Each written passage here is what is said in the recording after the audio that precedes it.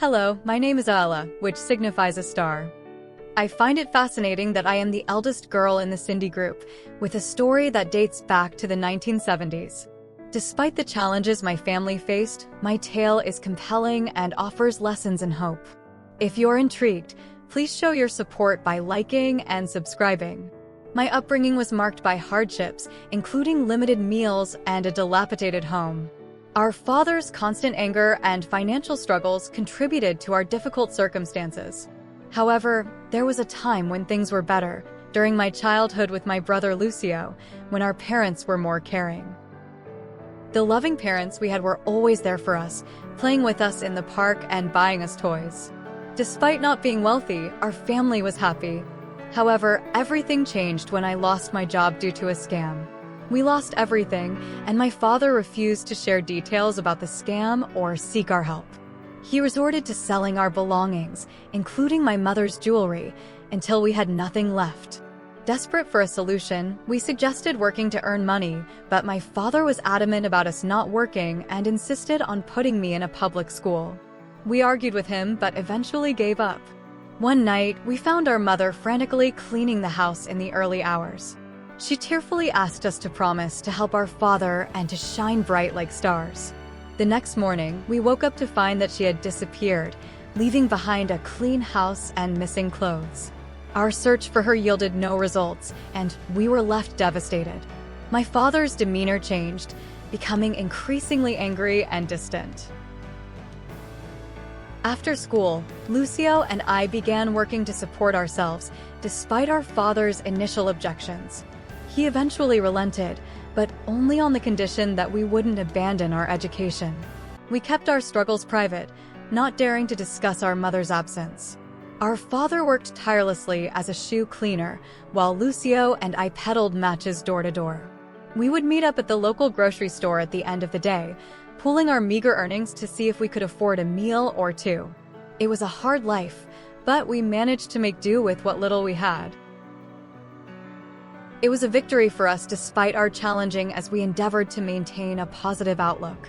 I consoled Lucio after he had an unsuccessful day selling matches, assuring him that things would improve.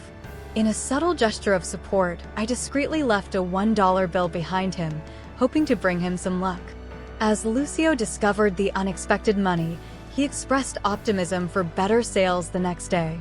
It seemed that luck was on our side, as Estella found $1 and I had $3, prompting thoughts of enjoying hot dogs together.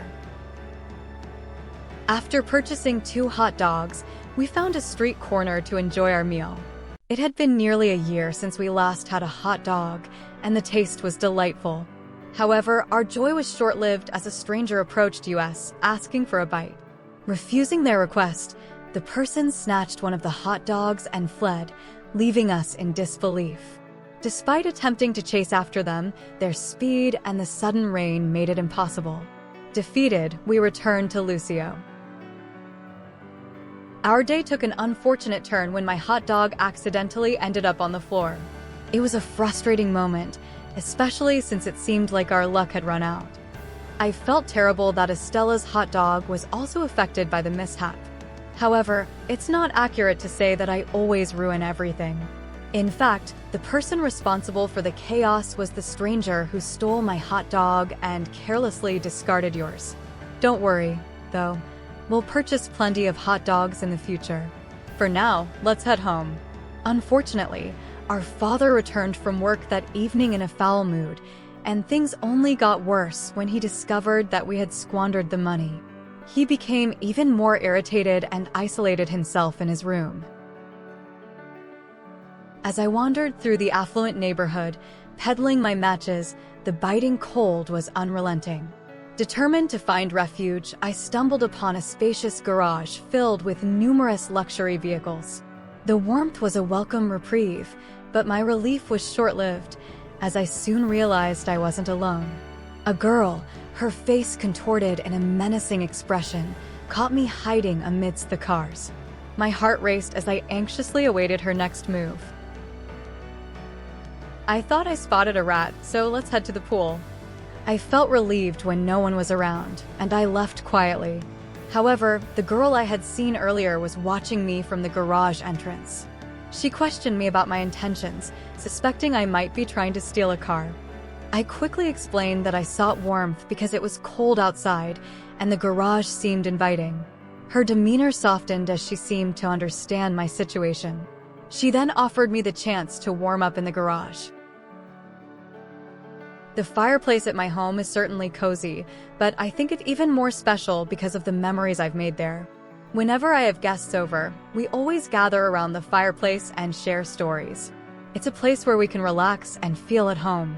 Recently, I had the pleasure of meeting Estella, who gave me a tour of her beautiful home. It was like a mini mansion with plenty of space to move around and a warm, inviting atmosphere.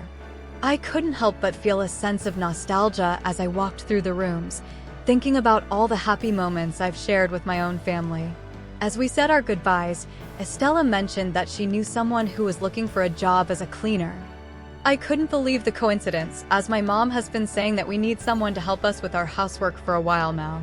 It was as if fate had brought us together. I was thrilled when you offered me the job and invited me to come in every day after school. Although your mother wasn't too pleased with me at first, she eventually gave me a chance and the pay was incredible. The best part of the job was that I got to spend time with you every day after I finished my cleaning tasks. We would watch movies or gossip about our classmates or your eccentric neighbors, and I really enjoyed it. However, one day when I was on my way to your house, I saw you arguing with your mother. She was saying that I was distracting you from your responsibilities and that you should be studying instead of wasting time with me. I achieved excellent grades in all subjects and just wanted some time to relax on weekends. If you don't return to your room in 5 minutes to study, that girl will be dismissed. After her mother left, I approached her, hugged her tightly, and she shed a few tears. She expressed gratitude and assured me of her support whenever I needed it. From that day on, we formed a close bond and became best friends. Unfortunately, her mother let me go after a month, and I had to resume selling matches. However, the cow would frequently sneak off to chat with me, which lessened my disappointment. Even Lucio got to know her, but it didn't impact me much. He didn't like her very much at first but things started to see in his life. He even confided in her about his struggles, expressing guilt over his mother firing her. He apologized, realizing it was his fault for gossiping with her. Despite C offering financial help, he refused to accept any money, feeling adamant about not taking it. I've been contemplating leaving my parents' home for a while now, but the thought of doing it alone is daunting. I considered sharing my plans with you and Lucio, as I believe we could support each other and create a better life for ourselves. I'm certain this is the right decision for me, but I'm unsure about how Lucio feels. When I brought it up with him, he wasn't as enthusiastic as I had hoped. He mentioned the potential risks and the possibility of getting into trouble. I understand his concerns, but I can't help feeling that this is our chance to break free and create a better future for ourselves. If my mother could do it, why can't we? We'll have to be cautious and strategic in our planning, but I believe it's worth the risk. What do you think, Estella? With Cielo's assistance, we raised as much funds as possible, and a few weeks later, I went to the train station and purchased tickets to Sweden, planning to leave in 2 days. I hope she's still there and doing well. It feels like I'm in a confusing game of chess, and I'm not sure what my next move should be. My mom sometimes sends us postcards from Sweden, and I'd like to go find her, but we don't know if she wants to be found. Perhaps she sends those postcards for a reason, and I should respect her privacy. It wasn't long ago that Lucio and I shared a smile as we reminisced about our dear friend Cello. She was an exceptional companion, and we were grateful for her presence in our lives. The day arrived when Lucio and I decided to embark on a journey, and we informed our father that we would be working while Cello told her mother that she was heading to the mall. We packed light, carrying only a small backpack with a few clothes, so as not to arouse any suspicion. We met at the train station, and as the train approached, Ezio looked at me with a faint smile. Lucio took my hand, and Cello, what do you think you're doing? A woman rushed towards us and grasped Cello's arm tightly. "Do you think you could just—" "You've been acting out lately, and it's clear that things aren't going well at home. You and your dad are always arguing, and you only seem to talk to me when you need something. You're not getting the attention you desire from your parents, and it's like they're not even listening to you. Whoever is influencing you, it's not a good idea to run away from home. The police aren't the enemy, and they didn't do anything wrong. They were just doing their job." When we were at the train station, Lucio grabbed your hand, and we ran behind a dumpster to hide. We saw the policeman running past us, but we didn't stop to think about the consequences of our actions. After spending some time there, tears began to fall once more. "Come here, listen, we can find a solution. We still have money saved from your previous job. We could use it, but we can't do it without Cello. We can't leave her behind, you're correct."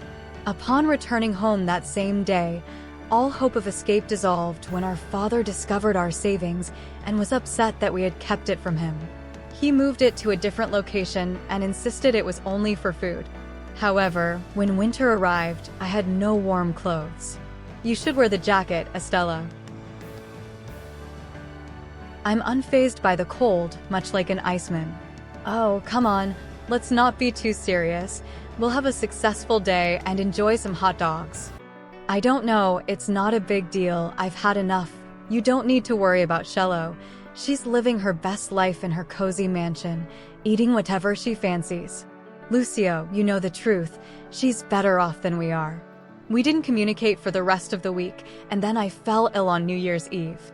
Lucio was the one who always took care of me, but I could tell he was very upset, so I didn't bother him. I was feeling quite hungry since I hadn't eaten anything all day, and the chill in the air wasn't helping. I found a spot to sit between two houses and took out the matches I had been trying to sell. Unfortunately, I hadn't had any luck, and the thought of returning home empty-handed wasn't appealing. As I glanced into a nearby window, I saw a family enjoying a delicious roast goose dinner, which only made my stomach growl louder. I couldn't help but think of Lucio and how I hoped he would understand my situation. To distract myself, I struck a match against the wall, briefly warming my hands before the flame died out. I tried it again, and the tiny spark of light allowed me to glimpse a small piece of Cello through the window. I lit a match, and for a fleeting moment, I saw my beloved Cello. But just as quickly, she vanished into thin air, leaving me heartbroken. I tried again, hoping against hope that she would reappear, but this time, my mother was there instead. I pleaded with her not to leave, but she was gone as soon as the flame extinguished. I was left alone, tears streaming down my face. In a fit of desperation, I lit all my matches at once, and to my surprise, I saw my family gathered around a table, enjoying a delicious roast goose. My mother looked at me with a warm smile and beckoned me to join them. Overjoyed, I obeyed, and as I sat down, I realized that maybe, just maybe, everything was going to be all right. The room I was in appeared pleasant, with Lucio seated nearby watching me. He expressed relief that I was all right, mentioning his previous worry. I then learned that I had collapsed due to a high fever and was close to freezing, but he had discovered me early on. I had been in a coma for the entire week. He reassured me about the past and shared news of finding a great job with Cello's assistance. He reached for my hand, and I managed a faint smile.